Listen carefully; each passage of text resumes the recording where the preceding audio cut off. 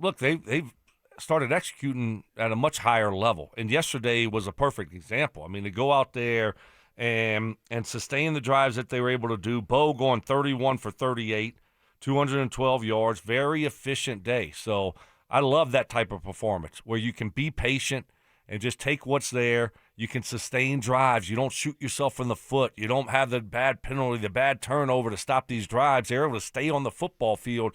That is, that's next level quarterback play there from Bo.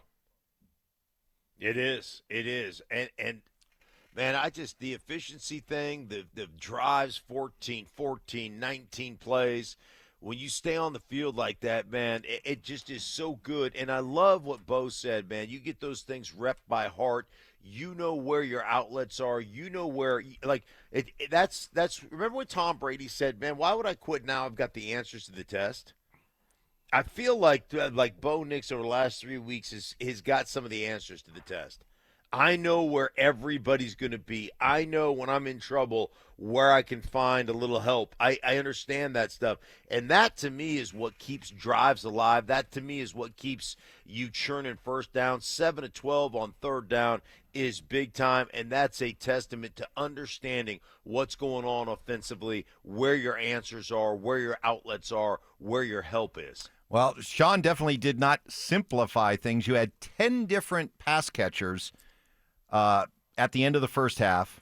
And on a couple of those drives, all three, well, four if you want to put Adam Prentice in, all four running backs were being used on the same drive. So plenty of personnel packages, plenty of guys coming in and out. But at least yesterday, very efficient, no mistakes, and great results. We continue on. Look, I got no issue with doing all that stuff if you can go out there and execute. Yeah. And execute at a high level, right? And that's what they weren't able to do earlier in the football season, right? When you're not executing and you're going 3 and out and you're looking up and, you're seeing R.J. Harvey have, 4 carries or 3 carries, and then, Dobbins only getting 12 carries, and then we're seeing all these different personnel groupings. It just – that's not a good thing. So the fact that they're able to stay on the football field and convert these third downs now, that gives more opportunities for everyone. Second down. Well, the Kansas City Chiefs are no more. Ding dong, the witch is dead. Because, and I think about all those conversations we were having out there at Broncos training camp, and Stokley and Stink out on the field, and Stokley just sweating through his shirt, fearful that he was going to get called upon to talk to the team. Back when we were having all those conversations about, is the gap ready to close? It was such an easy sports talk topic, right? Is the gap ready to close between the Chiefs and the rest of the AFC? Wow, did anybody see it happening like this, where the Chiefs, in Week 13, with still 4 games left in the season, the Chiefs have already been mathematically eliminated from AFC West contention. Wow, 6-7. 6-7. The Kansas City Chiefs. Oh, it feels so good, Stoke. Feels so good. Yeah, no, it really does. And the fact that they're pretty much eliminated from the playoffs also. I mean, they got to win the next 4, obviously, and get a lot of help. So Broncos are in a great position to win the AFC West. And we got the Chargers tonight. But to watch the Chiefs, after 3 straight years of going to the Super Bowl, winning 2 of them, and now probably going to miss the playoffs, that's fun. So, Mark, is this a case, when you look at the Chiefs, is this a case of a team that's just played so much football over the last handful of years that it finally caught up with them, and actually being eliminated early will allow them to come back with a fresh approach next year? Or is this kind of a loss, this kind of a season proof that the run is over and they need to kind of reconfigure things now moving forward, not only on the team, but maybe the way they do business in the front office? Yeah, I'm not ready to go there. I still think that, they have been a dominant defense the last few years. This year, not as much, not being able to get people off the field. Patrick Mahomes is still Patrick Mahomes. He's still going to be great. But, yeah, they've had a lot of turnover. Like, one thing when you win a lot of games, well, their run has been incredible. Because when you win that many games year in and year out, people are pilfering your roster. They're taking people off of your roster. They're paying people to come try to fix their organization. So, like, every time I call a game, the two rosters are littered with former Chiefs all over the place. I mean, the guys are all over the place. So, that's part of the issue. So you're going to have to rebuild through the draft. You're going to have to sign some free agents. But I'm telling you what, it is like, far be it from me to celebrate somebody else's misery because, guys, I'm not that way. No. But this is glorious. It makes me happy to look at how miserable they are Yes. in Kansas City. So, and like I said, man, I'm just looking, being the low man on the totem pole, I'm just looking to get myself a Chiefs game, so I can go to Kansas City and really irritate. Oh, that'd be Get some good barbecue. Oh, that'd be the ultimate Right. indignity for Chiefs fans to. Can you imagine? To tune Stunk. turn on their Hey. TV and see that handsome face with the porcelain skin staring right back at them. Hey, Oh my goodness! F Troop's coming to town, boys. No doubt, it was a breakout game for R.J. Harvey. As I mentioned, the 75 yards rushing, he had the 25 yards receiving, so 100 yards from scrimmage, another touchdown, 23 touches. Bo Nix liking what he saw. He's just very multiple. He can do so many different things and do them well. So I thought he ran the ball very hard today. It was hard to tackle. He had a few plays to where he stayed on his feet after contact.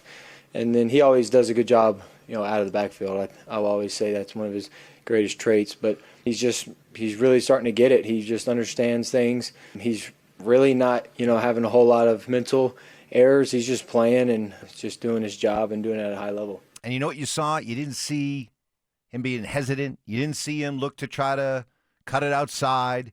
He was running hard up the middle. Hard. Yeah. I mean, that was hard running. Yeah, no, it was. And to Bo's point, obviously he does a good job in the passing game.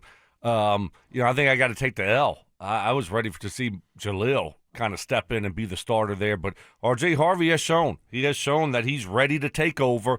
And losing Dobbins, that stinks. He was doing a great job. But for Harvey to step up as a young player that really, you don't quite know what you're going to get from him.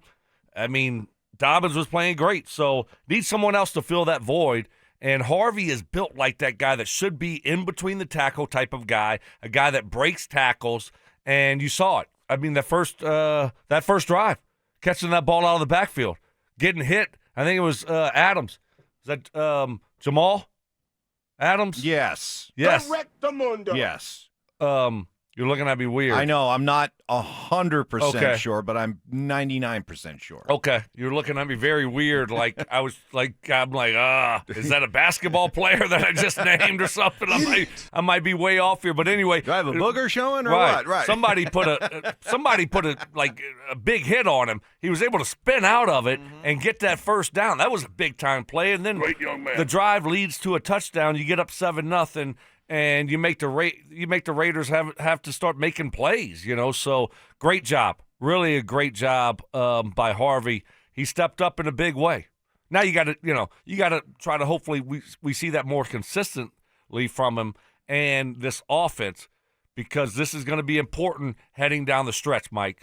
On the RamosLaw.com text line, Bronco Reaction Monday. Let's hear from you. We've got this one. I know the Broncos offense didn't have a lot of points, but I think this was their best game offensively this year. Bo surgically dismantled the Raiders' defense. Harvey was running the ball hard. Great overall game. Yeah, I can't really argue with that. There weren't that many possessions, No. And so when you consider the number of possessions they had, you got to feel pretty good about what they put out there. They did not have any 3-and-outs. They only punted once, so and they had that one drive that they turned it over on downs. But for most of the time they were out there, they moved the ball and they took up a lot of clock. Defense had a pretty easy day. Efficient, very efficient.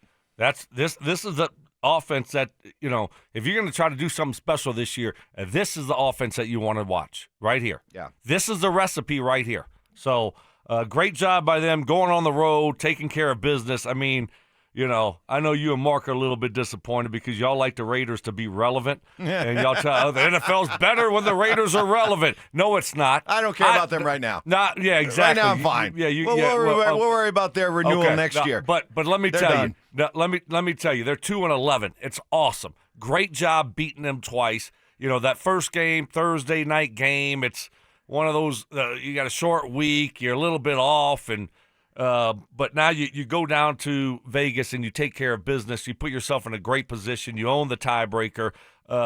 Wasn't as close as the score shows. Just a really good job of being pros and taking care of business against a team that you should dominate.